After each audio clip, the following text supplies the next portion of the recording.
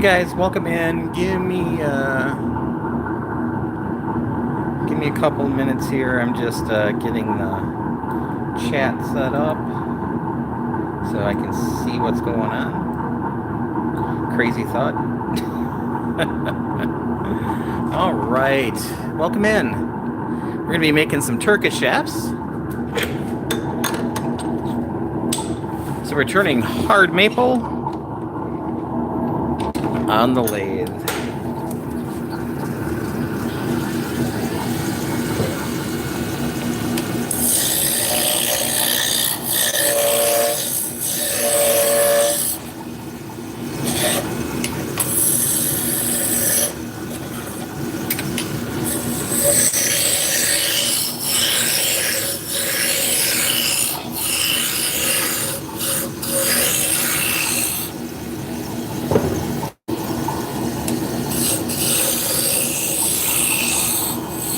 So yesterday or the day before, I went through and I deleted all my content off this because it was just so old. So I will be re-recording a lot of tutorial videos.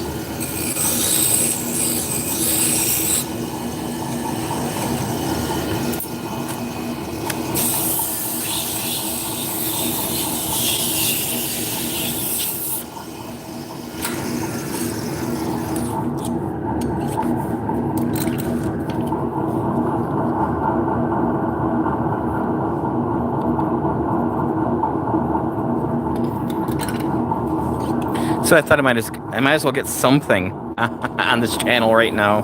So we're going to be doing a live stream.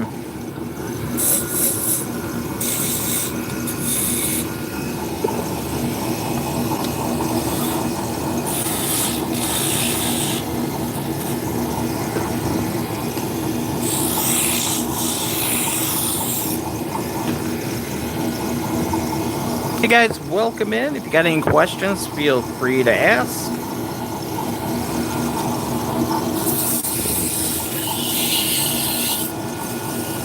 So we're making Turkish spindle shafts today.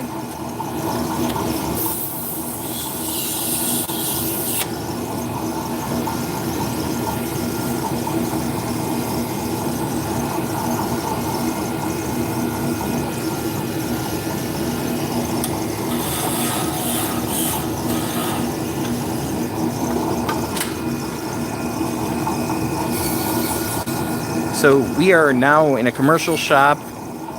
We moved in here about a year and a half ago, and we have just been so busy. But I thought it'd be a good idea to come on here and get some content going.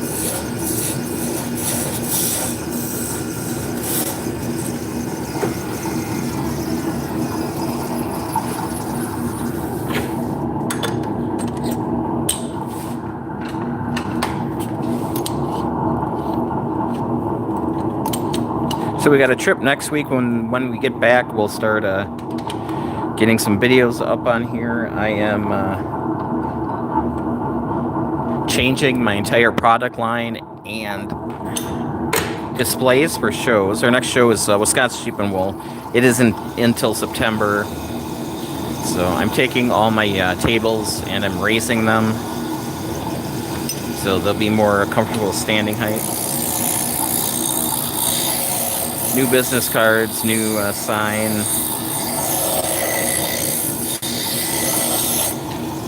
Gonna be making some yarn bowls,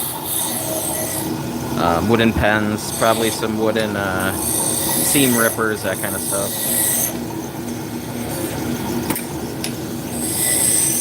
Wooden pens, wooden pens, wooden pens.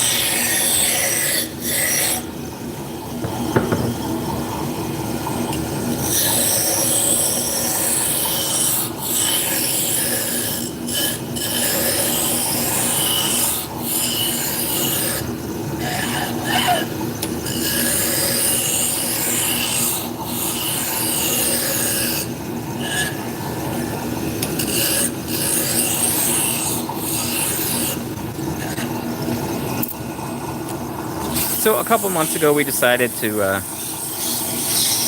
stop making anything with AI. So the last 3 shows was all about selling off the inventory. Little vibration will make this to a 6. So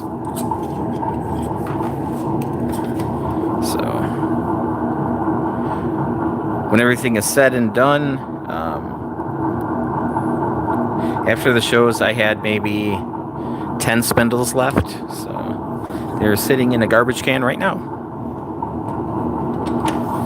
And away we go.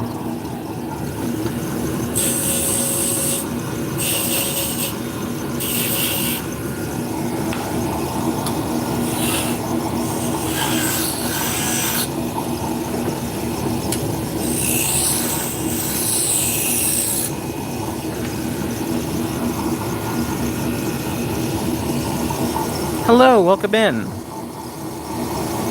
How's Leigh doing today?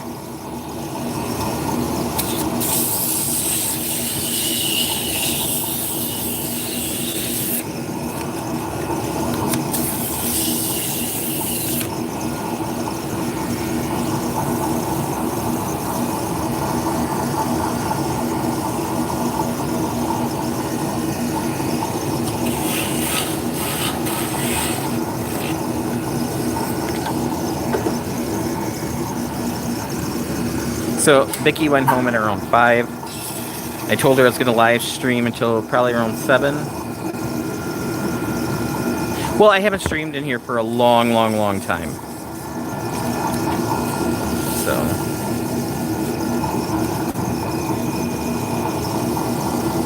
yeah, this channel's been pretty dead for a while. I've just been so busy. And then I went through and I deleted all the old content. A lot of stuff was like, a decade old. And we're revamping. We're going to put new tutorial videos up.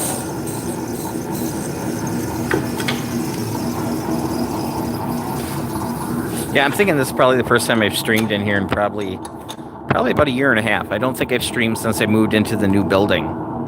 Speaking of which, hey Abdul, how's it going? So the last time I streamed this channel, I was in a little bedroom. So now we are in this shop. Am I gay? It really doesn't matter, but no. Why does that matter?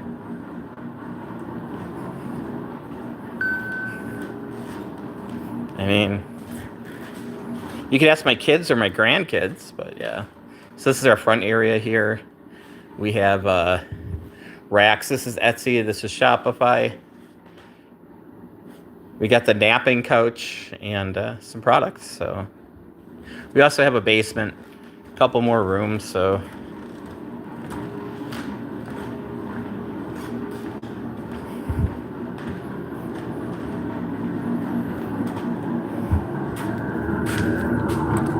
this is much, much better. Who's panicking, man? I've been live streaming for, oh God, on and off for like over 10 years.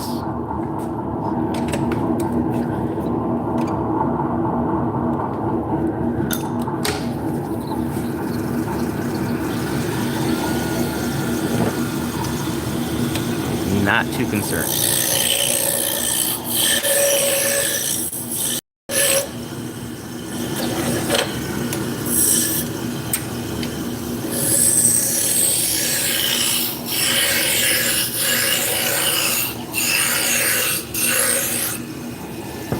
So if you're new to the stream, my name is Scott.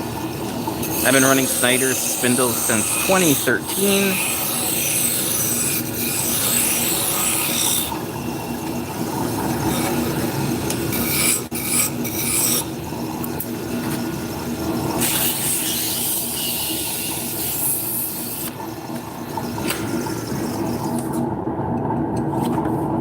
So I've been living the dream.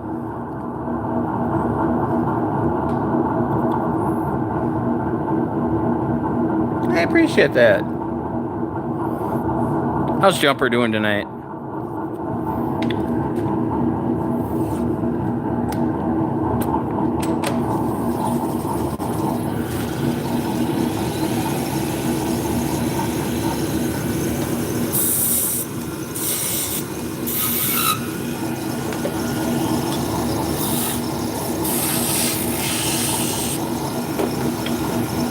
I can't complain. I didn't sleep very well last night at all.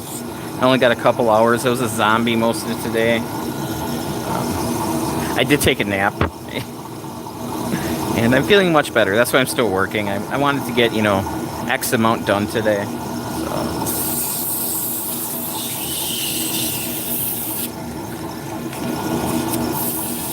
So yeah, we really lucked out. Our workshop is about, I don't know, half mile away from our house, maybe a little bit more. It takes about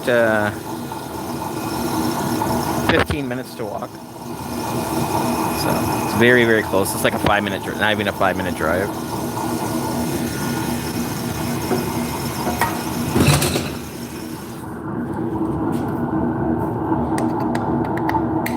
So sent the girlfriend home and I decided to keep working, so I'm going to walk home today. It's very convenient. And so I'm in a little town in Wisconsin. I'm actually in their quote-unquote Main Street. It's not called Main Street, but it's the Main Street. But there's no commerce here anymore. I mean, there's 2 bars. There's a bar on either side of me because I'm in Wisconsin. Hello, Holland. I am Dutch. I'm like half Dutch.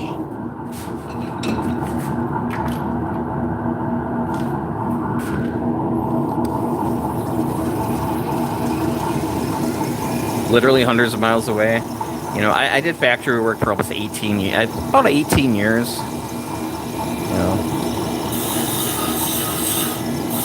That was enough.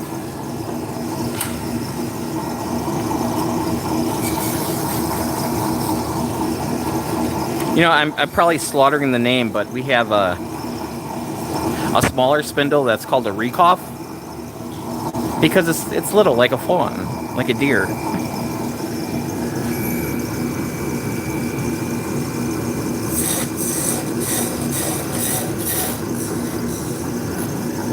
And since there's no commerce here, the rent isn't so bad.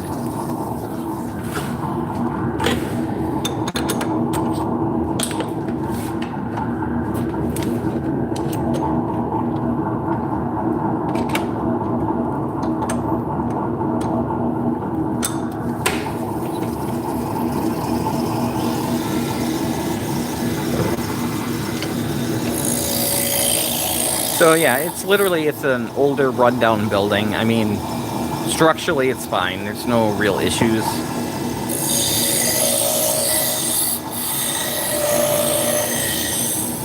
But it would cost a lot of money to fix up if you're gonna do anything in here. If you're gonna open a little store.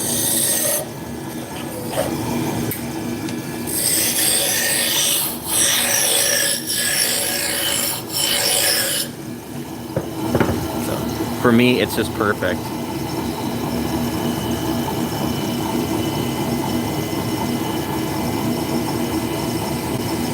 Right. Yeah, I've been doing this. This is my 13th year doing this full time. I mean, I make other things, but I make a lot of these.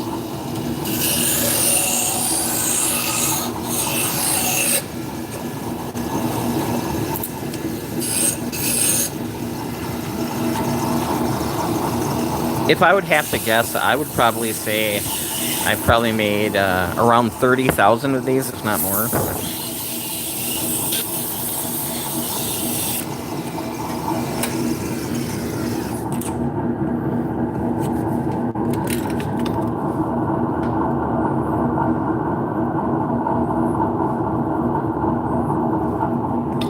And I think people appreciate something that's handmade.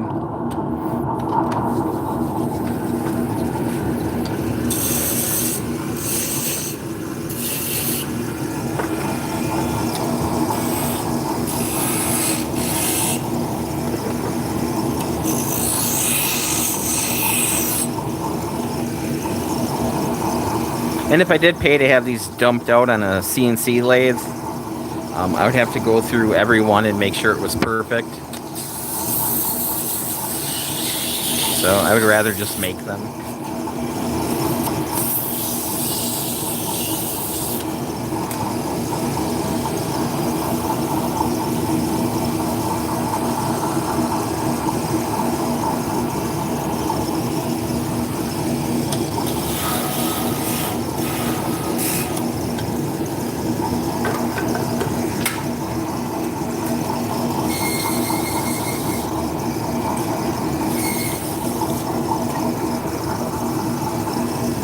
So this one is medium grit, this one is a fine grit.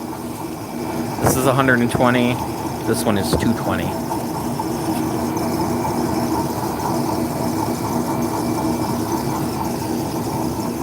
And then when I put the wood chips on there and hold it on, that's burnishing. So that's a friction polish, so that brings up the grit even higher. Now I'll walk through what we're doing on the next one.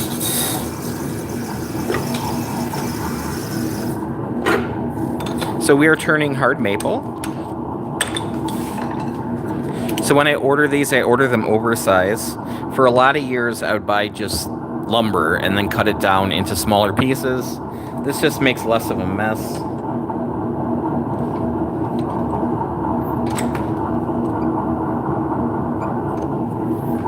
And it makes it a little bit quicker to make.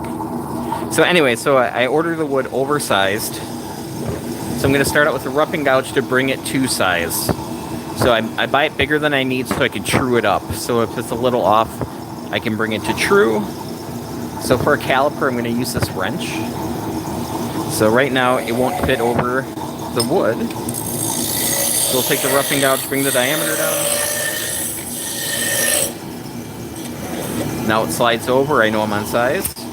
So I have lines drawn on my tool rest, which correlates with my story stick, which is a bunch of lines that I just transfer over. So I have to make a taper right here. So we're going to stick with the roughing gouge for a little bit. Bring the diameter down. Get it close. I have a smaller wrench that I use for the top. Now we're going to switch from the roughing gouge to the spindle gouge. So you can see how this is way flatter. It's not as aggressive, but you get more control. So a couple passes.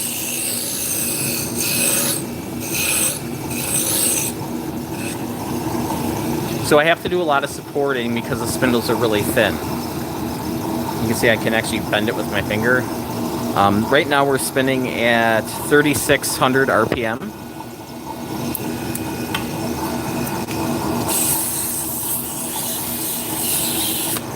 All right, so I'm gonna see what the spindle is doing. I have it clamped in a 4-jaw chuck here so I can back my tailstock off. So I'm gonna shut off the lathe, and while it's still spinning, I'm gonna back this off. So it's spinning all right. There's a hair of vibration on the top there. So instead of making an 8-inch, we're gonna make a 7. So this up here has a little vibration, so. You can always make a smaller one. So try to save the wood if you can. You know, if the vibration's down there, you can't do that, but. So at the bottom, there's a couple beads. I'm gonna use this beading tool. Just lay them in. I'm gonna support with my right hand, because when I bring it in, it's gonna wanna vibrate. Set it in, and then I give it a little wiggle.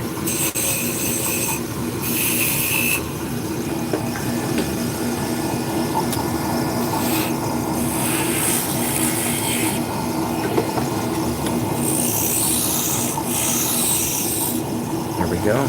So I laid out the finial, laid out the finial, and defined the diameter underneath. Now I'm going to take this wire and we're going to burn a line in between the beads.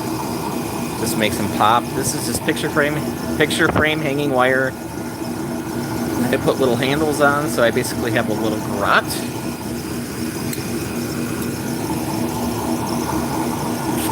Now we're just going to sand this out. I'm going to turn the speed down a little bit.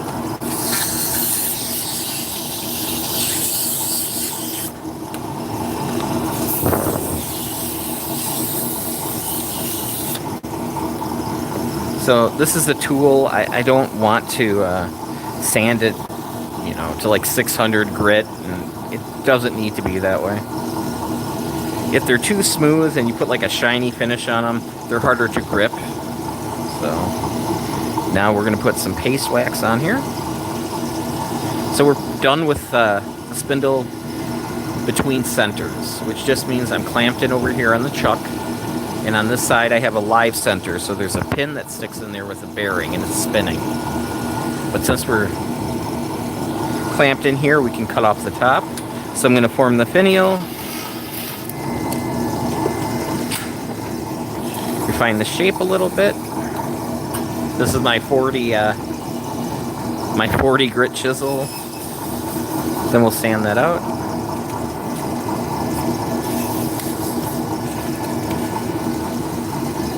Burnish.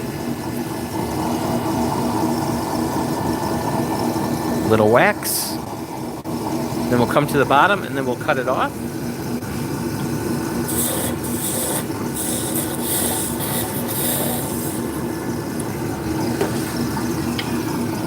So the next step, the bottom will get sanded out and then waxed as well.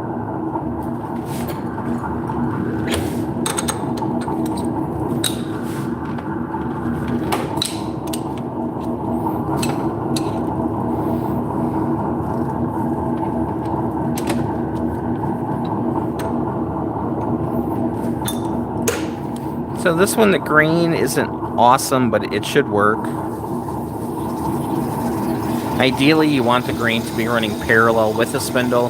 This one, it's a little off towards the top, but I don't think it's going to be fragile.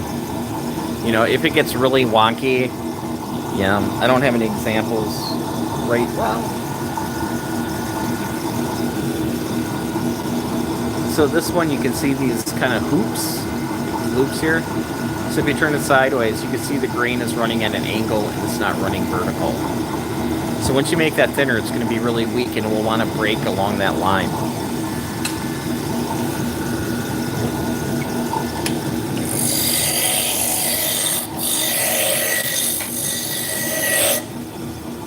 Hey, not a problem.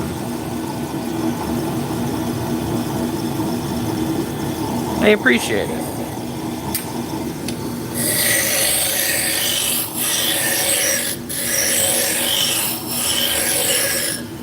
So I have another channel. It's called Making It with Scott, and I do a lot of tutorials, a lot of beginner woodworking projects. So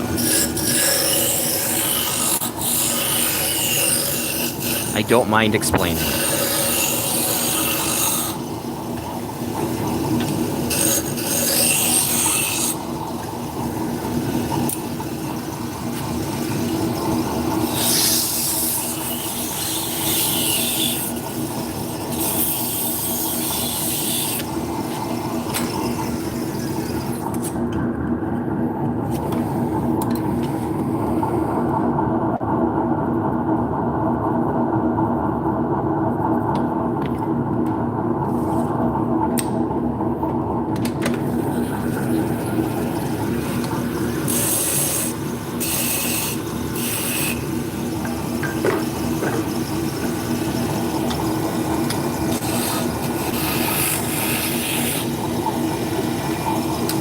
Yeah, so this channel's been in limbo for a while, and I want to bring it back.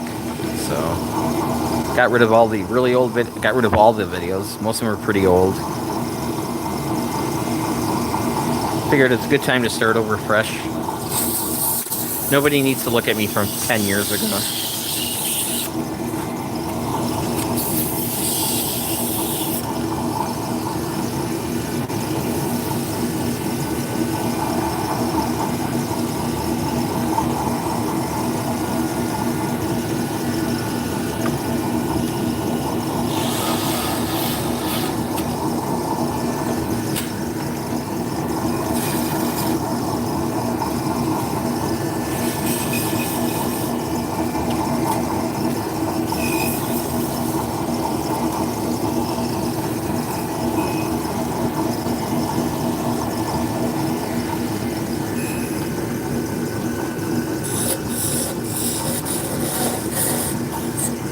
Yeah, I'm neurodivergent, and I'm very much a blue-collar worker. I don't think I could sit, you know, in a cubicle or behind a desk and deal with people all day long. That's just not me.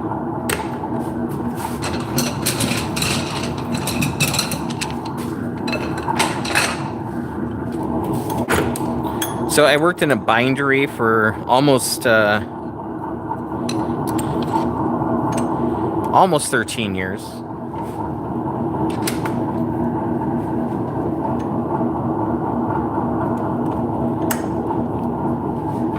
I worked in the finishing department. I ran a machine that put magazines together. And after that, I went to a vehicle manufacturing facility. I worked for Oshkosh Truck for about 6 years. Started doing this as a part-time job. And then Oshkosh does a lot of military vehicles, and they finished up a contract. I was there for almost 6 years, and I got laid off. So here I am. 13 years later, here I am.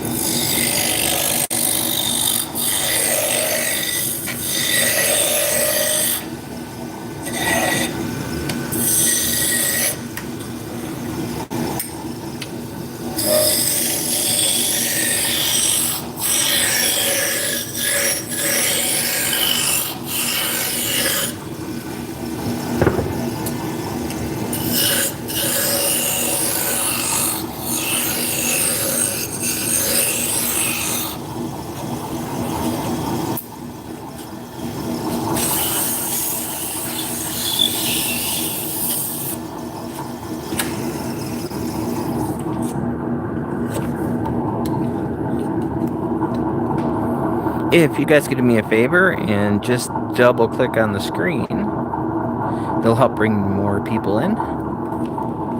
And maybe they'll ask some questions.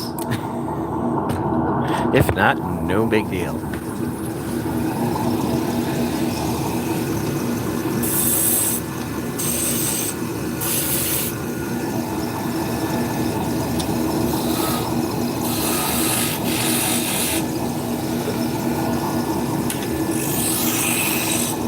Oh, yeah, so this is what one looks like when it's done, and this is a yarn that I've spun on it.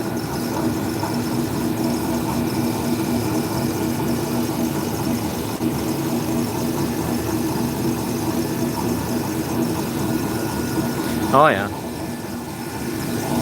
I can understand that.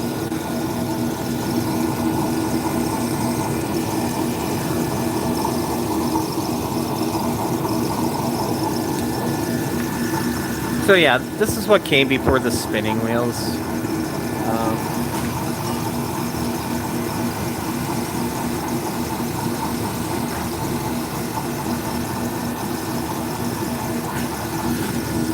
Here's one that it isn't sanded yet, so we gotta sand and balance it yet. Yeah, when I worked in the bindery, the machine was never the issue. It was always the crew.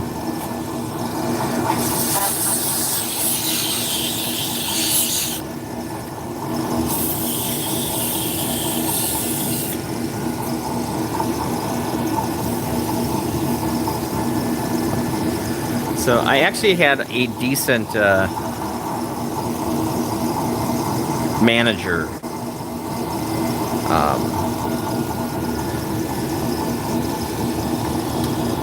He would say that either the crew is going to be sweating or the operator is going to be sweating. If the operator's sweating, you're not making any money. If the crew is sweating, you are.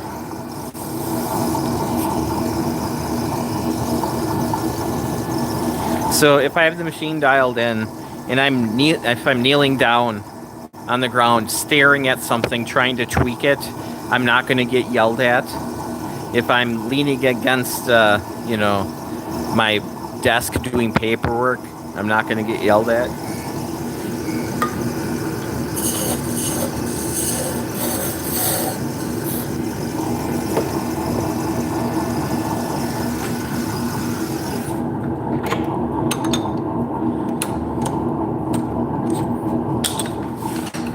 Yeah, as long as you're making money, go for it.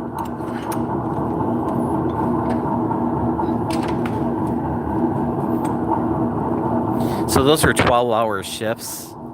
Kind of a rotating 3 days on, 4 days off, 4 days on, 3 days off. And then every year you'd switch from days to nights. Unless you found somebody to trade with.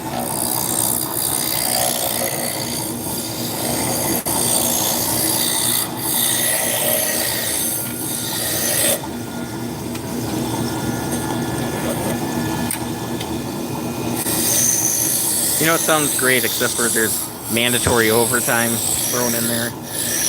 So it's hard to keep, if you're working nights and you got a family, it's really hard to have one day off, have to go back to work, have one day off, and then have to go back to work again.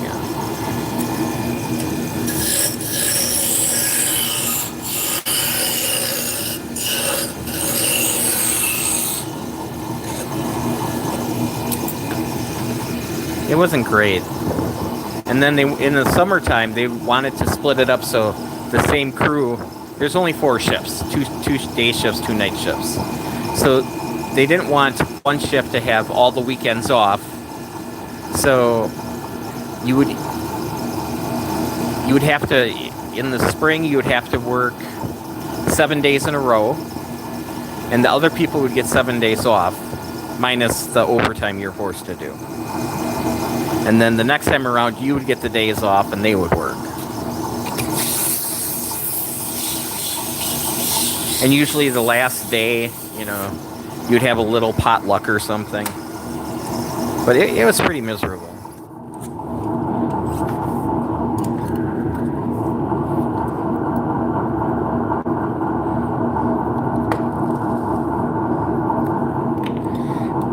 Trying not to age myself, but that's back. I started there in '95. Playboy, we did Playboy magazine there, so my machine did some of the periodical stuff. Sports Illustrated, National Geographic. So it wasn't a small company.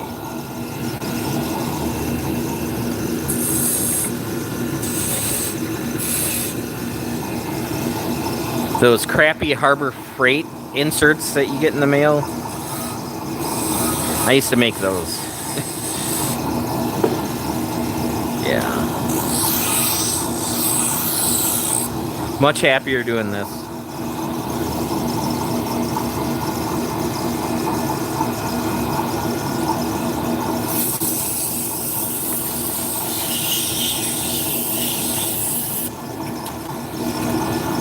Right?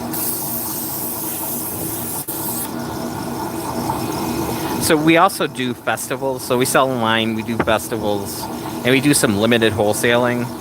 We could do a lot of wholesaling, but it's really hard to sell something to people for, half off.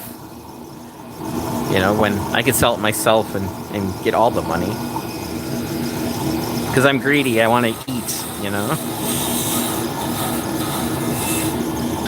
So yeah, we're going to look at our margins, and I haven't raised my prices in years, but the price of everything has gone up so much.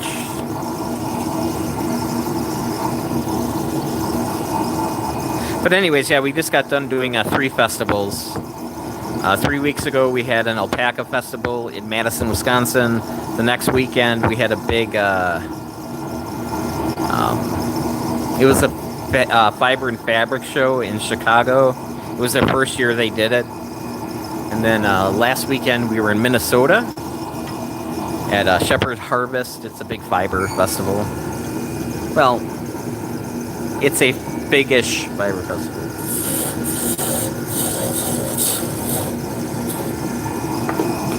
So, we're a little burnt out. So now we get a break until September. And then we have 3 more shows. We have Wisconsin Sheep and Wool, which is handy, because I live in Wisconsin. And then we have a show outside Sacramento, California in October. And then we have a show in North Carolina at the end of October.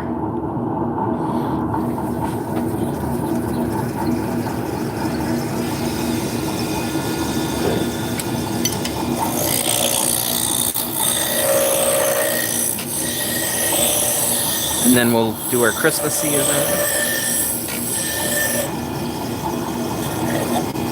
And I'm looking to pick up a show in January, and then we have one in March. So I don't do a ton, but it's enough. The nice part is these are small. So we have a Ford Transit Connect. It's one of those little vans.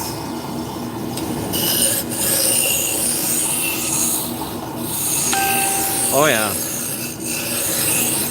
Well, we were doing a show in Irving, Texas,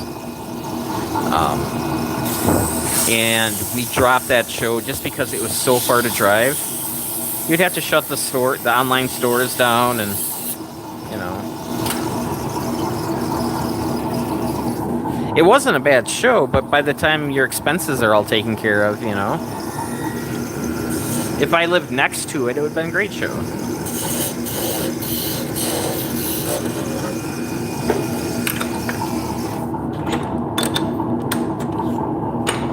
The biggest pain about doing out of state stuff is, you have to, collect taxes. Some states will if you're only in the state for a show or two, you could just do a temporary tax thing and send it to them. Other states require you to submit monthly. So every month you have to submit that you did not sell anything in their state. If you forget, they send you a bill for like $400 or $500 because they assume that's how much you owe them in tax. So then you have to call them and jump through hoops. It's always something. Hey, not a problem.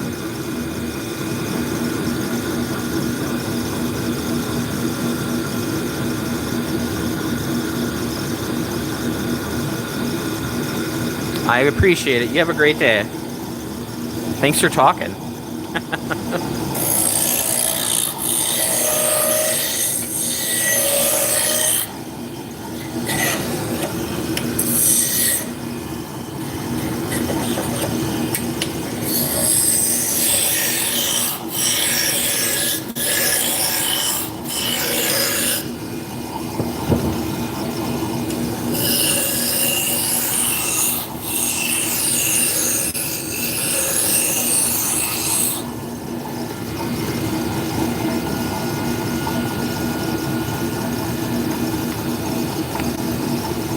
Yep, you have a good one.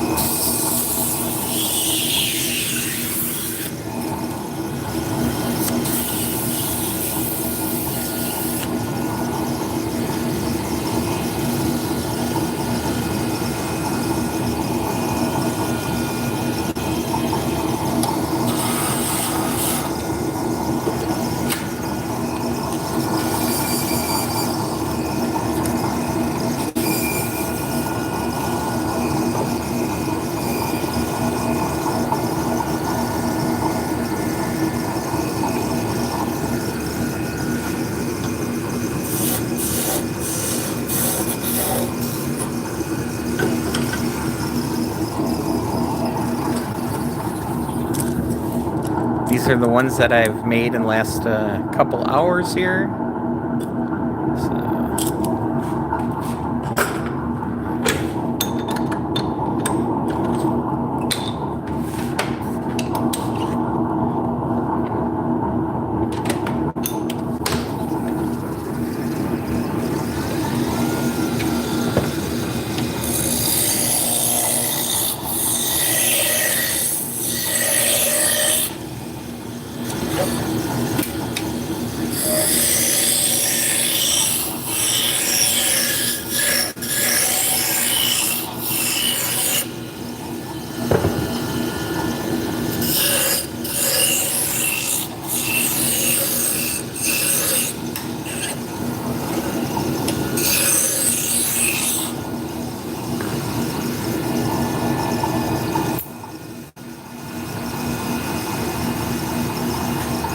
Sorry, this is gonna drive me nuts.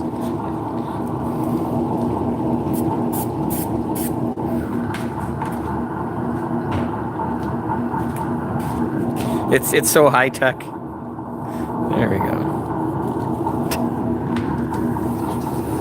We win.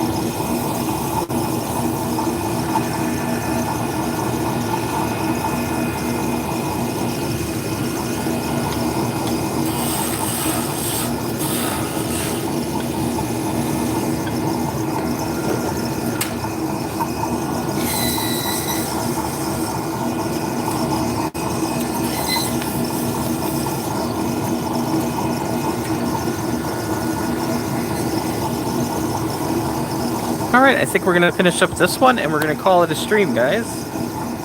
Almost made it 45 minutes. Not bad for the first stream in the last year and a half on this channel.